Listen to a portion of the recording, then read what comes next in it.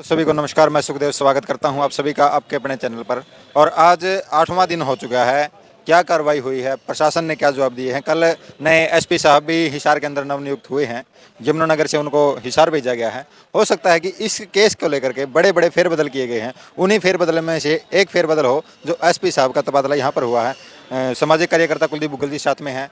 वैसे सबसे पहले तो नमस्कार आपको। ये बताइए कि क्या आज नई अपडेट क्या है, नए एसपी साहब आए हैं तो क्या लग रहा है, कौन सी उम्मीद की किरण जगी है या वहीं पर मामला अभी तक अटका हुआ है। सभी को नमस्कार और मेरा क्रांतिकारी सभी दर्शकों को जय भीम। और आप जो है ना एक पीड़ित परिवार की आवाज़ बनकर आई, मीडिया का मैं बड़ा आभार व्यक्त करता हूं। देखिए, एसपी साहब से हमारी मुलाकात नहीं हुई।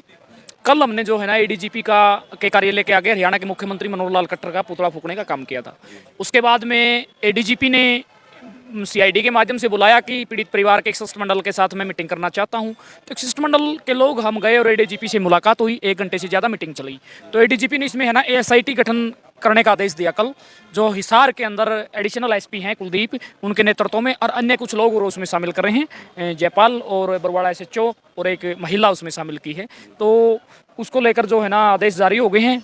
और आज जो है एएसआईटी के जो इंचार्ज हैं एएसपी, उन्होंने हमें बुलाया था और उनके पास फाइल नहीं थी।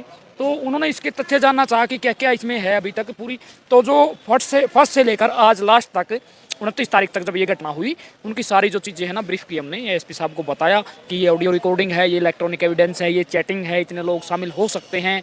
लड़की उन लोगों से बात करती थी, उसका कैसा रवैया था, कब कब उसने झगड़ा किया, ये सारे तथ्य हमने है ना बिल्कुल डीपली में जो है ना एएसपी साहब को बताए हैं। तो उन्होंने कहा है कि हम आज एसआईटी की जो हमारी है उसकी एक बैठक भी करेंगे अधिकारियों के साथ, और हम घटनास्थल का दौरा भी करेंगे। अच्छा, तो मतलब क्या लग रहा है आने वाले समय में इस केस को लेकर के जो पर्दाफाश होना चाहिए, कितना समय और लगेगा। देखिए, तो पुलिस बताएगी कि इन्वेस्टिगेशन किस तरीके से चलाना चाहती है। पिछले आज 8वां दिन है, पीड़ित परिवार डेड बॉडी लिए न्याय की मांग कर रहा है। आपकी नज़र में क्या पुलिस प्रशासन जो है वो एक्टिव मोड में आया। देखिए, कल मुख्यमंत्री का पुतला फूकने के बाद प्रशासन एक्टिव मोड में आया और कुछ उम्मीद जगी है कि प्रशासन कुछ कार्रवाई करेगा। एसआईटी बनाई है, एसआईटी के लोगों ने संपर्क किया है और उसके बाद से कल यहाँ पीसीआर स्पेशल धरने के लिए एक पीसीआर लगाई गई है और यहाँ की अटेंडेंस जो है ना सीआईडी कुछ एक्टिव मोड में नजर आई। तो उम्मीद है कि निष्पक्ष जांच होगी और इसमें दोषी जो है ना पुलिस लाखों के पीछे उनको जल्द भेजने का काम करेगी। और यही उम्मीद हम जो है करते हैं, क्योंकि पीड़ित परिवार और हमने सभी ने मिलकर जो है ना पुलिस को बहुत सारे तथ्य और एविडेंस दिए हैं। लेकिन बड़े दुख की बात ये रही इसमें कि पिछले 7 दिन से जो प्रशासन बिल्कुल इसमें बयान दर्ज नहीं करना चाह रहा था, वो सारी बातें हमने कल एडीजीपी साहब के सामने रखी। और एडीजीपी ने भी पूछा कि बताओ भाई इसमें क्या किया है आपने, किसके बयान रिकॉर्ड किए हैं, मकान मालिक है क्या उसके बयान रिकॉर्ड किए हैं, क्या उनसे पूछताछ की है। देखो, एडीजीपी ने कहा कि लड़की से पूछताछ की है क्या, उन्होंने कहा नहीं जी।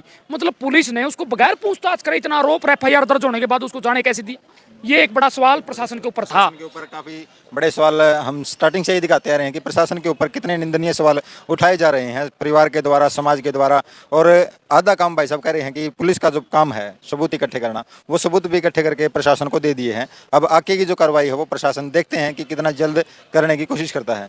तो अब जो समाज के लोग हैं जो संघर्ष कर रहे हैं, पिछले 8 दिनों से लगातार संघर्ष कर रहे हैं, प्रशासन सोया हुआ है, उसको आप क्या संदेश देना चाहेंगे। देखिए, प्रशासन कल के बाद एक्टिव मोड में है और जो पुलिस प्रशासन ने जो एविडेंस कलेक्ट करने चाहिए थे वो चैटिंग वो एविडेंस हम पुलिस को दे रहे हैं। ये बड़े दुख की बात है, लेकिन हमने अपने लेवल पे जो जुटाए हैं कि सुमित को जल्दी से जल्दी न्याय मिले। और कल हमने कॉल दी थी कि अगर 3 दिन के अंदर आरोपी गिरफ्तार नहीं होते, मैं हरियाणा के मुख्यमंत्री मनोहर लाल खट्टर का जो आवास है करनाल के अंदर, हरियाणा प्रदेश के तमाम दलित समाज के लोग और अन्य सामाजिक संगठन मिलकर उसका घेराव करने का काम करेंगे। 3 दिन का अल्टीमेटम दिया था और अभी तो यही उम्मीद करते हैं कि जल्दी से जल्दी गिरफ्तारी होगी और इन्वेस्टिगेशन निष्पक्ष तरीके से होगी।